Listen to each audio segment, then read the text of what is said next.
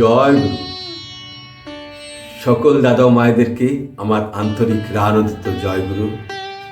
অন্য সকল গুরুজনদের শ্রদ্ধা ভক্তি প্রণাম। পরম প্রেমময় শ্রী শ্রী ঠাকুরের শ্রীচরণে সকলের সর্বাঙ্গীন মঙ্গল প্রার্থনা করি। আজ আমি একটি কথা আপনাদের বলতে চাইছি। একবার আমি অর্থের অসুবিধায় পড়ে আমার থেকে ছোট, বয়সে ছোট এক ভাইয়ের কাছে আর সাহায্যের জন্য যায়।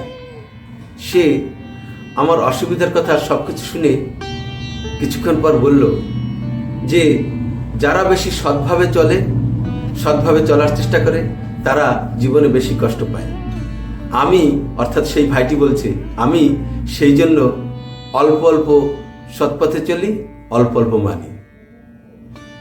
এই কথাটা বলল। আমি চুপচাপ শুনলাম, নীরব রইলাম।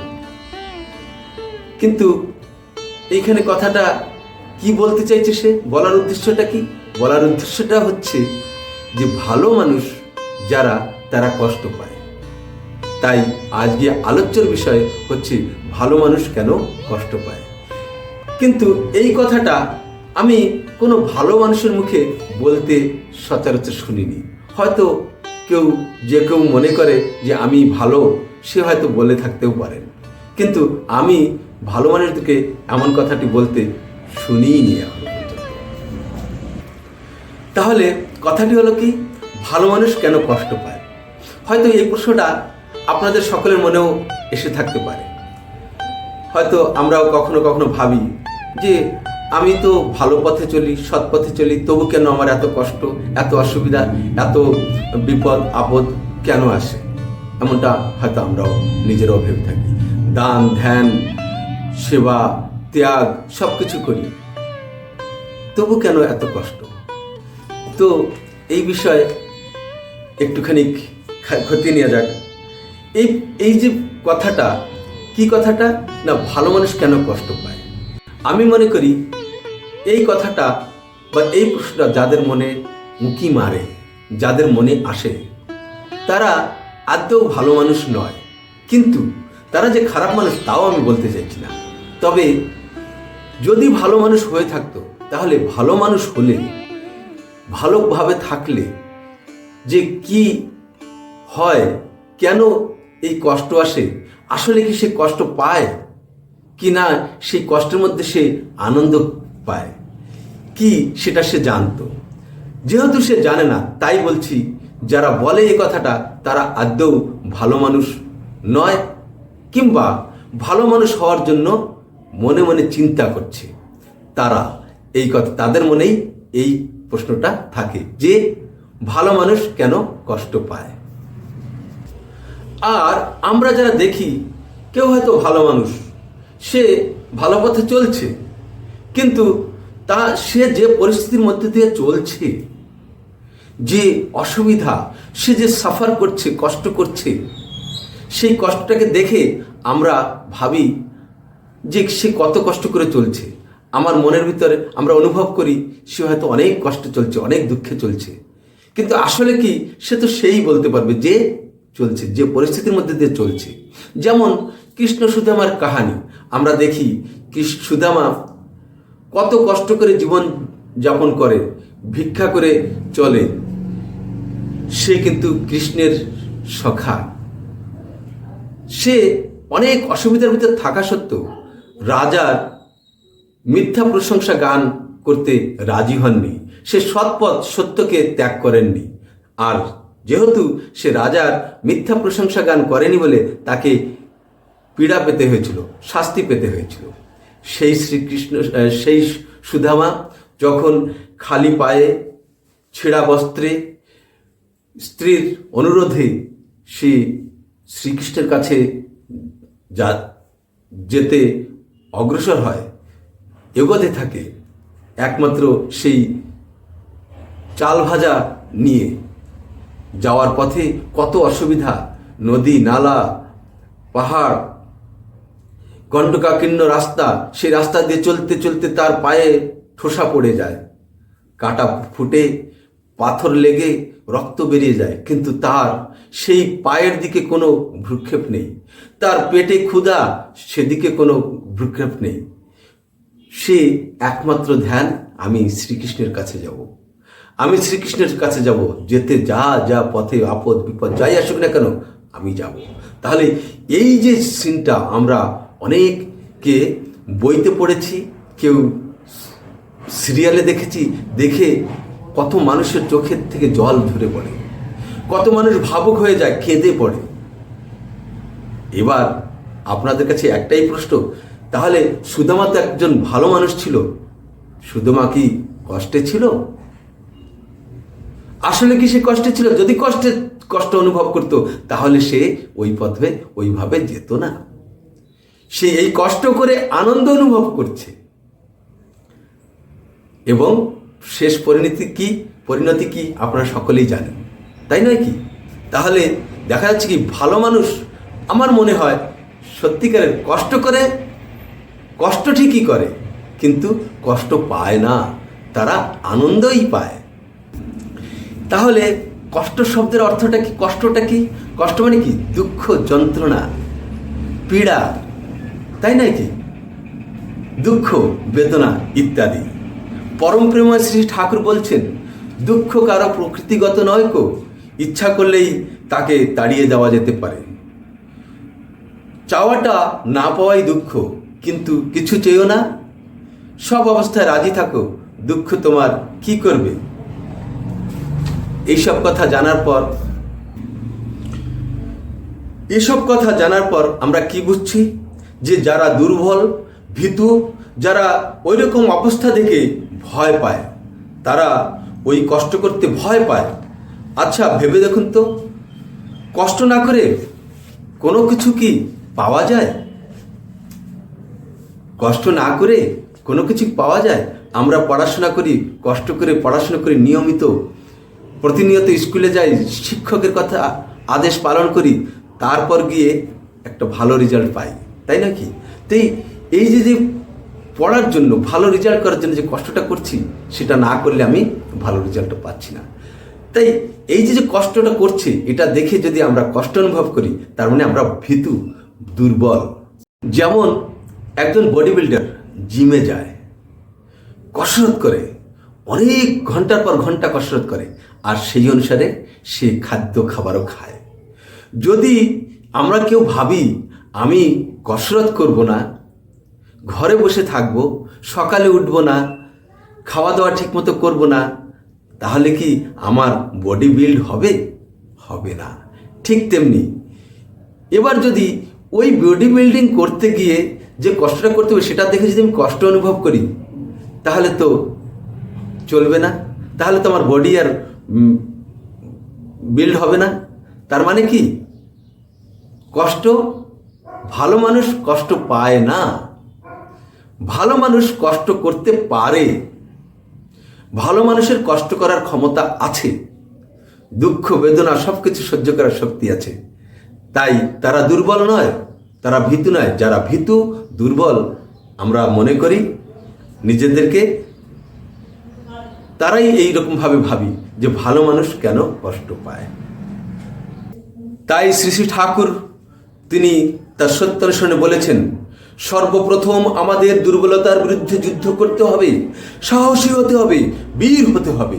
পাপের জ্বলন্ত প্রতিমূর্তি ওই দুর্বলতা, তারাও যত শীঘ্র পারো ওই রক্ত শোষণকারী অবসাদ উৎপাদক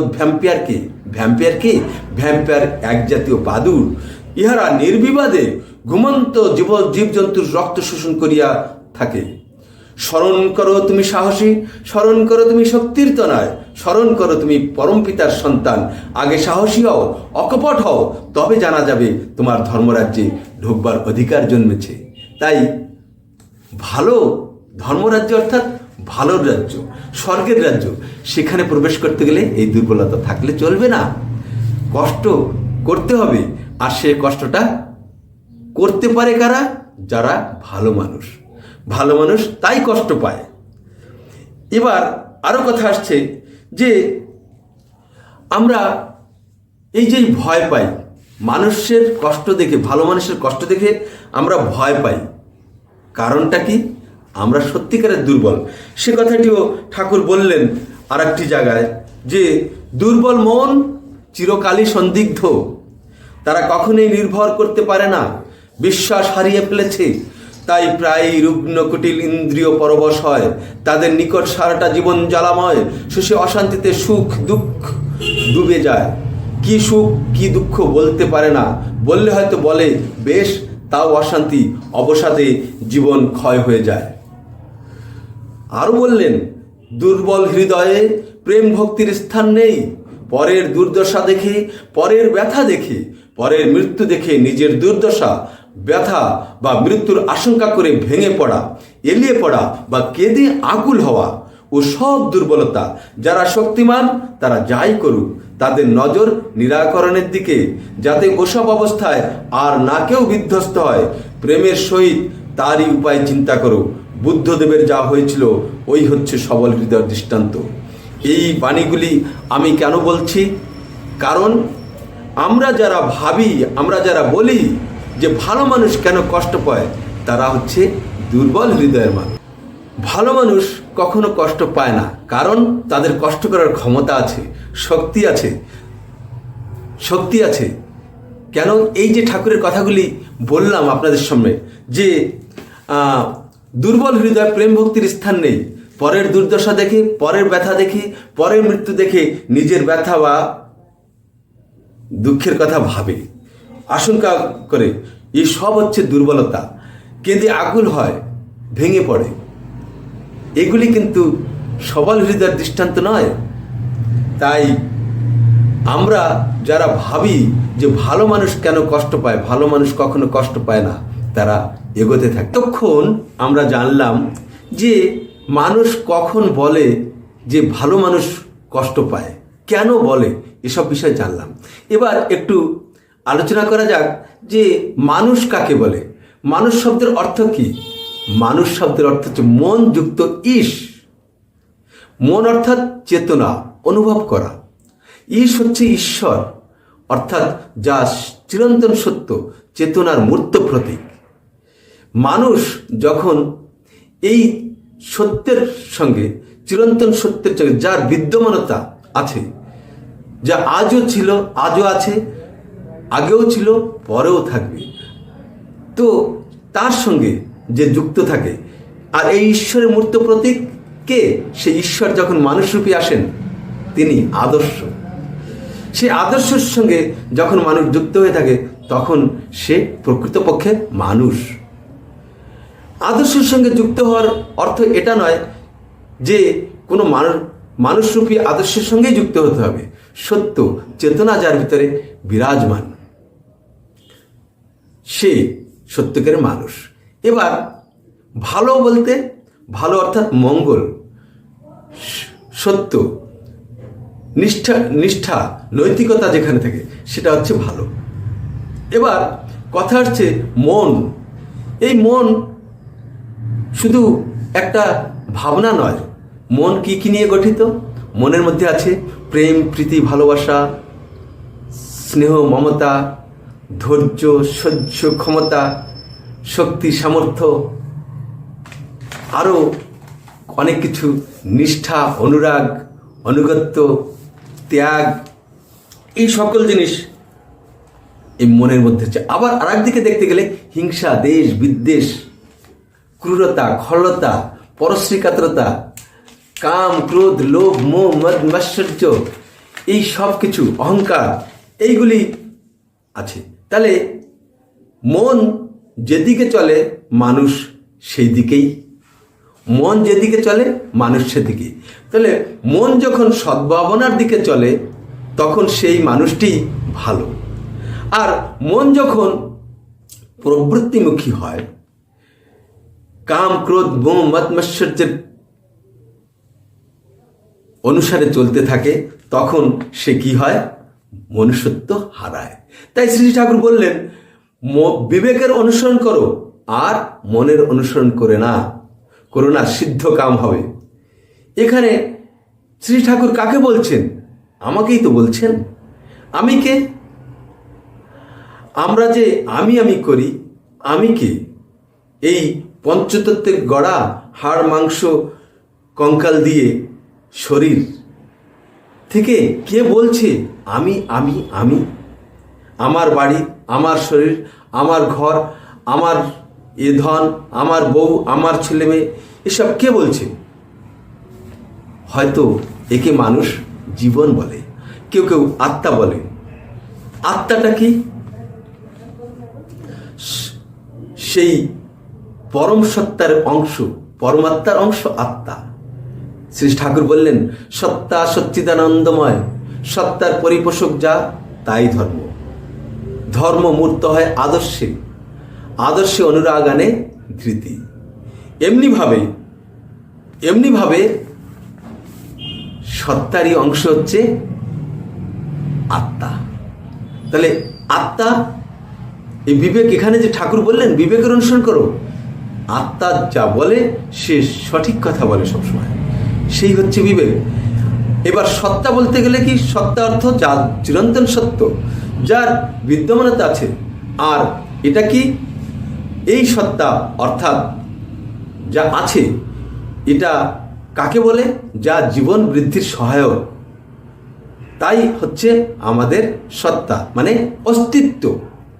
আর তারই অনুসরণ করতে বলছেন শ্রী ঠাকুর। আমি হচ্ছে বিবেক, সে সকল সময় ঠিক কথা বলবে। এই বিবেকটা আমার মধ্যেই রয়েছে, সে সবসময় ঠিক কথা বলে, আর তার অনুসরণ করতে বলছেন। আর এই বিবেকের মধ্যে কি আছে? বোধ আছে, যুক্তি আছে, এই সকল নিয়ে। তাই শ্রী ঠাকুর বললেন, দীক্ষা নিয়ে নিয়ম মতো চললে তবে হয় উন্নত। আর যখন দীক্ষা মানুষ নেয়, তাদের দেখার দৃষ্টিভঙ্গিটাই বদলে যায়। যতটুকু বোঝে ততটুকু সে জীবনে পরিবর্তন আনতে পারে। শ্রী ঠাকুর আরও বললেন, পরম পিতার কাছে প্রার্থনা করো, তোমার ইচ্ছাই মঙ্গল। আমি জানি না কিসে আমার মঙ্গল হয়, কিসে আমার মঙ্গল হবে। আমার ভিতর তোমার ইচ্ছাই পূর্ণ হোক, আর তার জন্যে তুমি রাজি থাকো, আনন্দে থাকবে, দুঃখ তোমাকে স্পর্শও করবে না। এবার আমরা অনেকে ভাবি, আমি সৎপথে চলি, কোনো পাপ করি না, উপকার করি, তবু কেন আমার এত কষ্ট? এত কষ্ট তার কারণ কর্মফল মানুষকে ভোগ করতেই হয়। এবার কথা হচ্ছে কি, দান ত্যাগাদি কর্তব্যকর্ম যা কিছুই করুন না কেন, তা সে কিভাবে করছে, কেন করছে, কোন উদ্দেশ্যে করছে, তার উপর নির্ভর করে তার কর্মফল। কারণ আমরা সকলে জানি, আমাদের একটা ধারণা আছে, যে সমাজের একটা ধারণা আছে সবাই, যে যারা ভালো মানুষ তারা সবসময় ভালোই থাকে, সুখী হয়, খুশিতে থাকবে, তাদের জীবনে কোনো অসুবিধা থাকবে না। কিন্তু এটা কিন্তু সঠিক নয়, কারণ কর্মফল আমাকে পেতেই হবে। তাই আমরা যে কর্মগুলি করছি, সে কর্মগুলি কিভাবে করছি, কোন পরিস্থিতি করছি, তার উপরে নির্ভর করে। শ্রী ঠাকুর একবার বলছেন, সদ্গুরু লাভ হলে কর্মফল বদলে যায়। কিভাবে বদলে যায়? আমাদের কর্মফল বদলে যায় কিভাবে? শ্রী ঠাকুরের সঙ্গে এক ভক্ত একটি ঘটনা আমি আপনাদের শোনাই। বাইরের থেকে এসেছেন, শ্রী ঠাকুরের সামনে বসেছেন, বসে তিনি শ্রী ঠাকুরকে বললেন যে, ঠাকুর, নিজের ভুল ধরতে পেরেও অনেক সময় শুধরানো যায় না, মনে একটা কষ্ট থাকে। তার থেকে যারা দীক্ষা নেয়নি, অদীক্ষিত, তারা বেশ ভালো আছে, মনে তাদের একটা আত্মসন্তুষ্টির ভাব আছে। ঠাকুর বলছেন, পাঠা বলি দেওয়ার আগে ধান দুব্বা খেতে দেয়, তখনও তো সে প্রশান্ত চিত্তে ধান দুব্বা খেতে থাকে। মানুষ টোপ ফেলে মাছ ধরে, মাছে ওই টোপটি গিলতে থাকে প্রশান্ত চিত্তে, কিন্তু তারা কি জানে ভবিষ্যতে তার এই আনন্দ, এই খাওয়াটা কতখানি সত্তার পরিপোষক হবে, সত্তার অনুকূল হবে, তা কি তারা জানে? কাজকর্ম করে বেশ ভালো আছে, তাদের বেলায়ও তেমনি। যে ভুল আর বিনষ্টির পথ উন্মুক্ত করে দিচ্ছে, সেই কাজগুলিকে, সেই কর্মগুলিকেই পুণ্যকর্ম মনে করে সে আঁকড়ে ধরে থাকছে, এগিয়ে যাচ্ছে। যখন এখনকার কুকর্মের ফল হুড়মুড় করে ঘাড়ে চেপে বসবে, তখন সে বুঝতেই পারবে না, তখন হয়তো সে সামলাতেই পারবে না, নিজেকে সামাল দিতে পারবে না। উমেশ দা প্রশ্ন করলেন আবার, অপকর্ম করেও তো বহু মানুষ বেশ সুখ স্বাচ্ছন্দ্যের জীবন কাটাচ্ছে। শ্রী শ্রী ঠাকুর, কর্মের ফল সবসময় হাতে হাতে বোঝা যায় না। পূর্বে হয়তো কিছু ভালো করেছে, তার ফলে এখনও সে সুখ স্বাচ্ছন্দ্যে জীবন কাটাচ্ছে। আবার এখনকার অপকর্মের ফল হয়তো পরে দেখা যাবে। মোটের উপর কর্ম অনুযায়ী কর্মফল ফলবেই, সে আজ হোক আর কালই হোক। তবে মানুষ যদি ইষ্টার্থী হয়, তার ভালো মন্দ সব কিছুকেই ইষ্টার্থপুরাণী করে তুলতে চায়, আর ওই মহড়ায় পড়ে তার সব কিছুর একটা শুভ নিয়ন্ত্রণ হতে থাকে। তাই বলে সদ্গুরু লাভ হলে কর্মফল বদলে যায়। এবার আসুন আসল ঘটনাটায় আসি, যে ঘটনাটা আপনাদেরকে শোনাতে চাইছি। উমেশদা বলছেন, আপনি বলছেন সদ্গুরু লাভ হলে কর্মফল বদলে যায়, এটা কেমন করে একটু যদি বুঝিয়ে বলেন। ঠাকুর বললেন, ধরো তোমার কর্মফল এমন আছে যে একটা সময় বাড়ি ছেড়ে তোমাকে বাইরে বাইরে ঘুরে বেড়াতে হবে। ধরো তোমার স্ত্রী তোমাকে এত উত্ত্যক্ত করছে যে তোমার বাড়িতে থাকা বড় দায়, টেকা বড় দায়। তোমার তখন পথে পথে ঘোরা ছাড়া আর অন্য কোনো উপায় নাই। তুমি হয়তো সদ্গুরু লাভ করেছো, যাজনশীল যাজনশীল অর্থ ঠাকুরের কথাগুলি বাস্তবে ও কর্মের মাধ্যমে করে, এবং মানুষের মধ্যে তা প্রচার করার ইচ্ছা থাকে, প্রবণতা আছে। তাই শ্রী ঠাকুর বলছেন, তুমি হয়তো যাজনশীল, তখন হয়তো বাড়ির এই অবস্থায় কিছুদিন আলগা থেকে কোনো এক ঋত্বিকের সঙ্গে যাজন কার্যে বেরিয়ে পড়লে গ্রামে গ্রামে। আর এই যাজন কার্যে তুমি গায়ে গায়ে ঘুরে বেড়াতে লাগলে, যাজন কার্যে এত মগ্ন হয়ে গেলে ইষ্টস্বার্থ প্রতিষ্ঠায় এত মগ্ন হয়ে গেছো যে তোমার শরীর ও মন ভালো হয়ে গেছে। যে সময়টা তোমার দুঃখে কষ্টে কাটা উচিত ছিল বা কাটবার কথা ছিল, সেই সময়টা তুমি ইষ্টস্বার্থ প্রতিষ্ঠার হিল্লে পড়ে পরম আনন্দে কাটালে, পরম আনন্দময় হয়ে উঠলো। এরকম ভাবে হয়, এরকম ভাবে সদ্গুরু লাভ হলে কর্মফল বদলে যায়। এই কথা শুনে উমেশদার চেহারায় আনন্দ ফুটে উঠল। সে হেসে বললেন, ঠাকুর আপনি কি করে জানলেন আমার বিষয়? আমি তো আপনাকে বলিনি। আপনি যে ঘটনাটির উপমা দিয়ে বোঝালেন, সেই ঘটনাটি সম্পূর্ণ আমার নিজের ঘটনা। ঠাকুর বললেন, আমি কলাম কই, তুই তো কওয়ালি। বস্তু, ব্যক্তি, পরিস্থিতি যেমন বোধ জাগায় মাথায় তাই কই, না হলে আমি যে কিছুই জানি না। এখানে তিনি দেখিয়ে দিলেন যে তিনি ওয়াইজলি ফুলিশ। তাহলে এবার আমরা কি বুঝলাম? যে ভালো মানুষ কেন কষ্ট পায়? ঠিক বিশ্বাস, নির্ভরতা ও আত্মত্যাগ, এই তিনটি হচ্ছে বীরত্বের লক্ষণ। আমরা তখনই কাঁদি যখন আমরা দুর্বল হই, ভীতু হই। এই দুর্বলতাকে ত্যাগ করতে হবে। তাই সর্বপ্রথম আমাদের দুর্বলতাকে দূর করতে হবে। তাহলে আমরা এই কথা আর কখনো বলবো না যে ভালো মানুষ কেন কষ্ট পায়। আসলে ভালো মানুষ কষ্ট পায় না, তাদের ক্ষমতা আছে দুঃখ, কষ্ট, যন্ত্রণা সহ্য করার। তাদের ধৈর্য আছে, নিষ্ঠা আছে, বিশ্বাস আছে, নির্ভরতা আছে, আত্মত্যাগ আছে। তারা কখনোই কষ্ট পায় না। আমরা যারা ভীতু, দুর্বল, বিশ্বাস কম, নিষ্ঠা নেই, আনুগত্য নেই, এই ধরনের মানুষ যারা আমরা, তারাই এরকমটা মনে করি আর বলে থাকি। তাই কষ্ট না করলে কিছুই পাওয়া যায় না, করাই পাওয়ার জননী। শ্রী ঠাকুর বললেন, না করলে পাওয়া যায় না। আমরা যে যাই পাচ্ছি না কেন, আমাদের যাই আছে না কেন, আমরা কি কেউ না করে পেয়েছি? এমনকি যদি আমি যাই হতে চাই না কেন, আমি যদি শয়তান হতে চাই, তাহলেও আমাকে কষ্ট করতে হয়। যদি ভগবান হতে চাও, তাহলেও কষ্ট করতে হবে।